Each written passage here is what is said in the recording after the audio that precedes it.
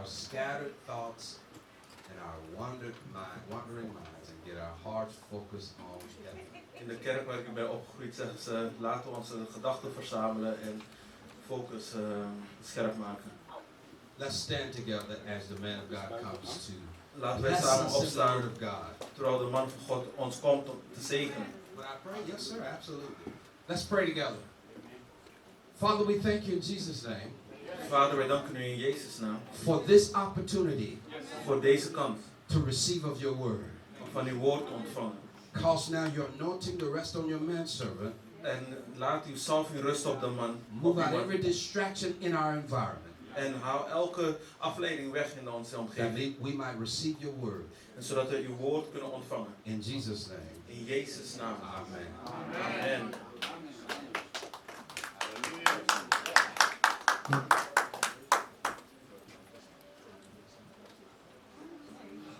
We've learned from Bishop Valley that the word Babylon Hold on, is hij aan? Yeah. he doesn't like me. Unmuten van Anna. Yep. Ja. Yeah, man, sound name. Volume. I remember where I was. Ik herinner waar ik was. We learned from Bishop Valley that Babylon means confusion. We leren van Bishop Valley dat Babylon verwarring betekent. But not just any type of confusion, Maar niet gewoon zomaar verwarring, but a spiritual confusion. maar een geestelijke verwarring. Now, we heard from Bishop Neal about pain and suffering. En we horen van Bishop Neal over pijn en lijden. When we're spiritually confused, En als we geestelijk verward zijn, we're heading for pain and suffering. dan gaan we richting pijn en lijden. We need spiritual clarity. En we hebben een geestelijke helderheid nodig. And again, the festivals of the Bible. En nogmaals, die festivals van de Bijbel. Those appointed times that belong to God. En die vastgestelde momenten die van God zijn. They lead us out of exile. En die leiden ons uit die gebondenheid. We get in God's will. En we komen in Gods wil. We see His perspective. En wij zien zijn perspectief.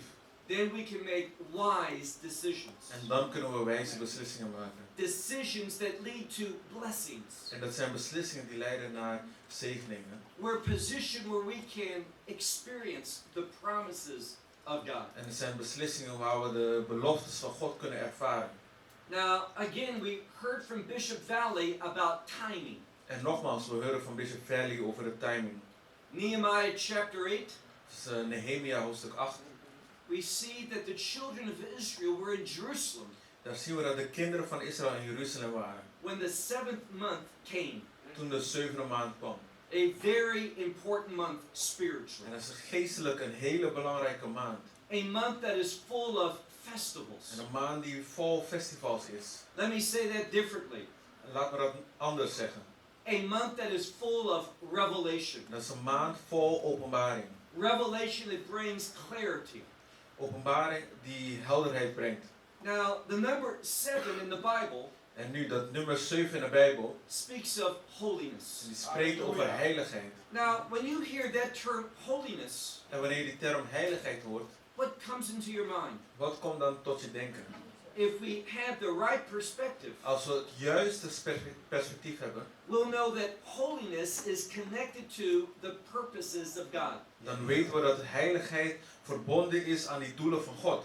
Unless you are committed to His purposes, Tenzij je toegewijd bent aan zijn doelen, you're not going to be living in a holy way. zal je niet een heilige manier leven.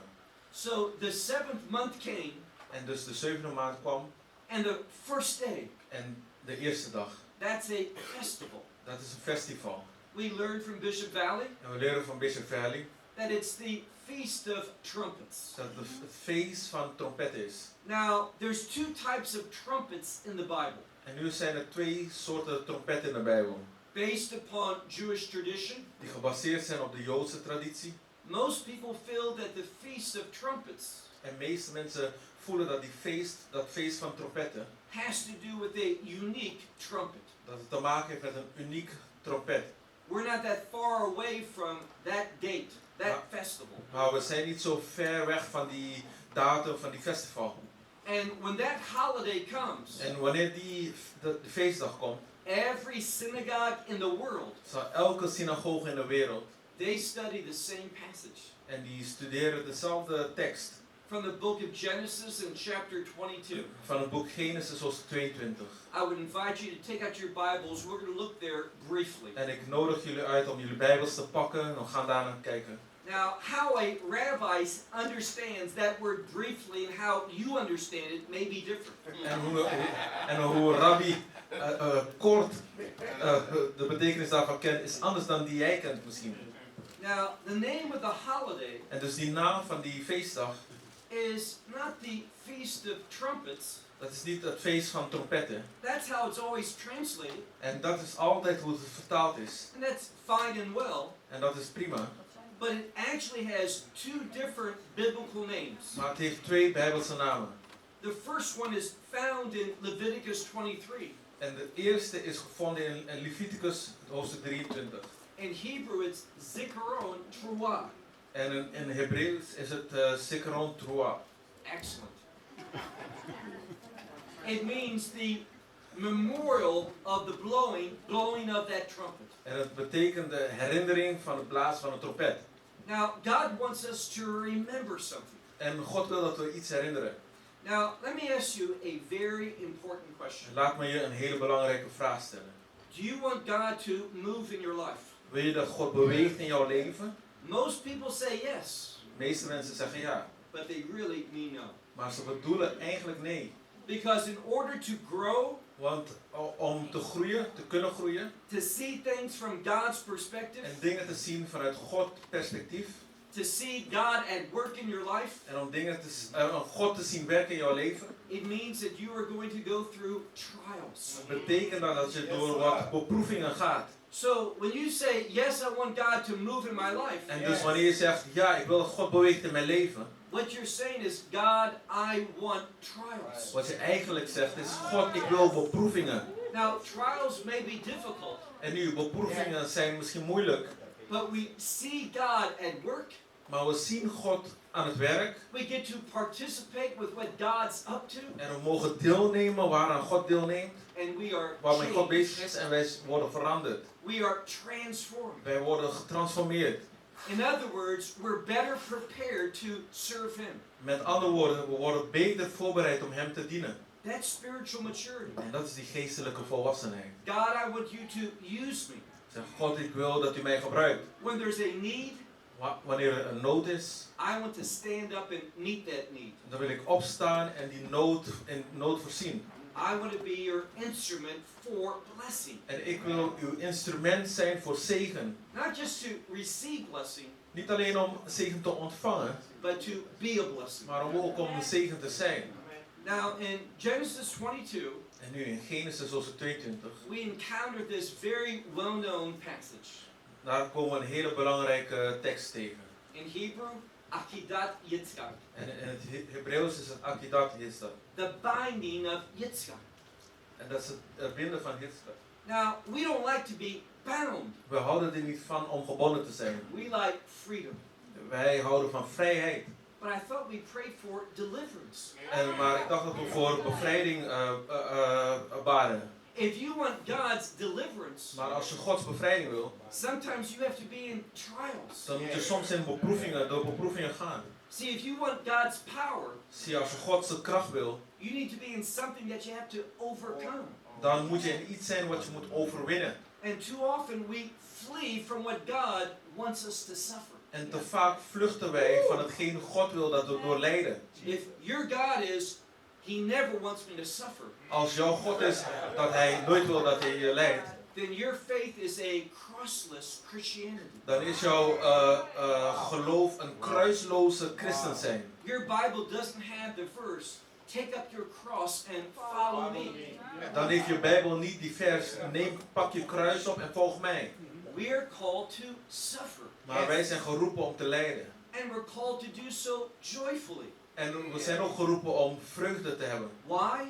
En het met vreugde te doen. Because we Waarom? Because we know God's going to move in that Want we situation. weten dat God in die situatie door het lijden heen gaat bewegen. He will never leave us or forsake En us. God zal ons nooit verlaten of in de steek laten. Look at chapter 22 and verse 1. Laten we kijken in hoofdstuk 22 vers 1. And it came about after these things. En het begon na deze dingen. Now, God had moved mightily in the life of Abraham. En God had machtig bewogen in het leven van Abraham. But God wanted to do more. Maar God wilde meer doen. God likes to do excessively En more. God wil overvloedig meer doen. And what does it say? En wat zegt het? And God tested Abraham. En God beproefde, stelde Abraham op de proef. If you want God's blessing, Als je God zijn zegen wilt. if you want God's purposes in your life, Als je God zijn doel wil in je leven. you have to go through some testing. Zal je door wat testen heen moeten gaan. Testen heen. Now, remember what we're studying. En herinner wat wij studeren. A festival. Wij studeren een festival. To remember this trumpet sound. Om de trompetgeluid te herinneren. What does this have to do with the trumpet? Wat heeft dit nou te maken met trompet? We're getting to that. We komen daar. Now, the name of that special trumpet in Hebrew En dus die naam van die speciale trompet in het Hebreeuws is the word shofar. is het woord shofar. How many people have heard that term? Hoeveel mensen hebben die term gehoord? Shofar. Shofar. Now, it's a ram's horn En dat is een ramshoorn that is transformed into an instrument. die getransformeerd is in een instrument. Remember what I said, Hebrew is a wonderful language. Herinner je dat dat ik zei Hebreeuws is een wonderbaarlijke taal. All Hebrew words Alle Hebreeuwse woorden are derived from verbs. die komen van werkwoorden. So we have the word shofar. Dus we hebben het woord shofar. What's the verb that it derives from? Wat is het woord waar het vandaan komt? This you may not know. En dit weet u misschien niet. It's the verb which means to improve, En het is het werkwoord wat betekent te verbeteren. to get better, Om beter te worden. to get more obedient. Om meer gehoorzaam te worden. Is that what you want? Is dat wat u wilt? You really want improvement in your life spiritually? Wilt u echt die verbetering in uw geestelijk leven? This 22nd chapter En deze 22e hoofdstuk, reveals how we can experience that. die openbaart hoe we dat kunnen ervaren. God said to Abraham, En God zegt tot Abraham. and notice his response. En let hier op zijn reactie. Now, it's the term in Hebrew, hineni. En het is de term in het Hebreeuws hineni. It's two words. Het zijn twee woorden. The word behold En het is zie and the word me. en het woord ik. It's a term of En het submissiveness. is een woord van onderwerping. It's going before God, Het is gaan voor God, komen voor God responding to his call, en reageren op zijn roep submitting to him en onderwerpen aan hem without any terms. zonder voorwaarden. It's an absolute Het surrender. is een absolute onderwerping. See, we talk a lot about faith, Zie je, we praten heel veel over geloof, but do we really trust God no matter what? maar vertrouwen wij God daadwerkelijk ongeacht wat er gebeurt? Oh, we trust him to help us, Ja, we vertrouwen hem dat hij ons zal helpen, but do we trust him to put us into the situation maar vertrouwen wij hem dat hij ons in een situatie plaatst that later on we'll need that help? dat we later die hulp nodig hebben? It's easy to say, God, get me out. Het is makkelijk om te zeggen, God, haal mij eruit. But how many of us will say, God, put me in? Maar hoeveel van ons zeggen, God, plaats me erin? That's the faith. En dat is het geloof. That's the change we need. Dat is de verandering die we nodig hebben. God, use me God, gebruik mij. for whatever. Voor wat dan ook. This is what God is challenging Abraham. En dit is waar God Abraham mee uitdaagt. And Abraham says, behold, here am I. En Abraham zegt, zie, hier ben ik. Now, notice what he says. En let op wat hij zegt.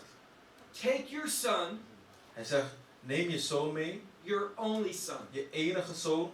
Now, this is kind of problematic. En dit is een beetje problematisch. He's got two sons. Want hij heeft twee zonen. God speaks about promise Maar God spreekt over belofte. according to his instruction. Volgens zijn instructie. Ishmael Ismaël was not part of God's plan. was geen deel van Gods plan. It didn't surprise God. Het verraste God niet. God knew it all the time. En God wist het al eerder. But Ishmael came about. Maar Ismaël die kwam. Because Abraham and Sarah doubted. Want Abraham en Sarah die twijfelden. They wanted to obey God, Ze wilden God gehoorzamen, but they thought they could do so in the flesh. maar ze dachten dat ze dat konden doen in het vlees. They wanted to fulfill God's promise Ze wilden God zijn belofte vervullen in their power rather than His power. in hun eigen kracht in plaats van God zijn kracht. When we approach the will of God and His purposes in that way, Wanneer wij Gods wil en zijn doelen op die manier benaderen, we're inviting suffering into our life. dan nodigen wij lijden uit in ons eigen leven. And not just our lives, En niet alleen in ons but leven, our children's life. maar ook in het leven van onze And kinderen our children's en children's onze life. kinderleven. For generation after generation Voor after generation. generatie na generatie. This decision En deze beslissing is still causing pain, sorrow, and death. veroorzaakt nog steeds pijn, zorgen en dood. Now, when he says your only child, En wanneer hij zegt je enige kind, how do the rabbis understand that? hoe begrijpen die rabbies dat? There's only one child of promise. Er is alleen één kind van belofte. See, when God speaks to us, Wanneer God tot ons spreekt, He remembers all of His dan promises. herinnert hij al zijn beloften. Do we know the promises of God? Maar kennen wij de beloftes van God? Now, let me share with you something about the term fathers in Hebrew. Nou, laat me iets met jullie delen over de term vader in het Hebreeuws. And I'm speaking about the patriarchs. En nu praat ik over sorry? De patriarchs. Avram, Yitzchak, Aartsvader. Jacob. Dat is wat ik. These were unique. These were special. Abraham, Isaac en Jacob. Deze waren unieke mensen. It's the God of Abraham, Isaac, and Jacob. En het is de God van Abraham, Isaac en Jacob. Whenever they are referenced in the scripture, Waar ze ook genoemd worden in de schriften, two things should enter into your mind. zijn twee dingen die in je gedachten moeten opkomen. The first is the promise that God made to them. En het eerste is de belofte die God aan hen heeft gemaakt. That promise that God made to Abraham Dat is de belofte die God heeft gemaakt aan Abraham. was never offered to Ishmael. Die is nooit aan Ismaël geboden. It went to Yitzchak. Maar het is naar Yitzchak geweest.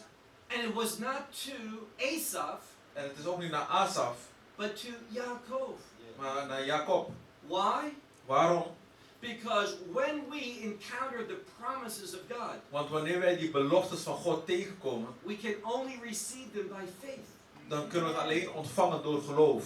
Every time there's a reference to the patriarchs, En elke keer dat er een referentie is naar de aartsvaderen, remember that we respond to His promises by faith. dan herinner dat we reageren tot die beloftes door geloof. That's easy to know, En dat is makkelijk om te weten, not so easy to do. maar niet zo makkelijk om te doen. It really depends on whether we think God is who He says He is. Maar het hangt echt vanaf dat we geloven dat God is wie Hij is. So He says, take your son, your only son, Dus hij zegt, neem je zoon, je enige zoon, whom you love, die je lief hebt. and do what? En om wat te doen? Says, go take Yitzchak Hij zegt, ga en neem Yitzchak and go to the land of Moriah. en ga naar het land van Moria. Now, how many know this story? Hoeveel van ons kennen dit verhaal? We all know it. De meeste van ons kennen het. Wij kennen het allemaal. How many of you know that words and names are important in the scripture? Hoeveel van ons weten dat woorden en namen belangrijk zijn in de schriften? You know that? Weten we dat? Good, because I have a question. Goed, want ik heb een vraag. What does the name Moriah mean? Wat betekent de naam Moria? If you know names are important, Als je weet dat namen belangrijk zijn, you wouldn't have studied this without checking out that, correct? dan zou je dit niet zomaar bestudeerd hebben. See, we don't go deep enough. Zie je, we gaan soms niet diep genoeg. Bishop, why don't? Why don't we? Bishop, waarom niet? We don't respect God's word. We respecteren het woord van God niet. We're in such a hurry to get done. We zijn zo in een haast om klaar te zijn ermee. What did you say this morning? Wat zei je deze ochtend? Preparation is what? Never lost time. Voorbereiding is nooit verloren tijd. When we study God's word, Wanneer wij Gods woord bestuderen, He gives us so much more than we can use in the limited time that we have. dan geeft Hij zoveel meer dan in de tijd dan wij hebben. Would you tell God, don't teach me those things? Zou je God vertellen, God leer me die dingen niet. Don't trouble me with these things that I'm not going to share? God maak het me niet moeilijk met de dingen die ik niet zal delen. The revelation of God is how we find blessing. Maar die openbaring van God is hoe we de zegen ontvangen. Study God's word prayerfully. Bestudeer Gods woorden heel nauwkeurig. We need to understand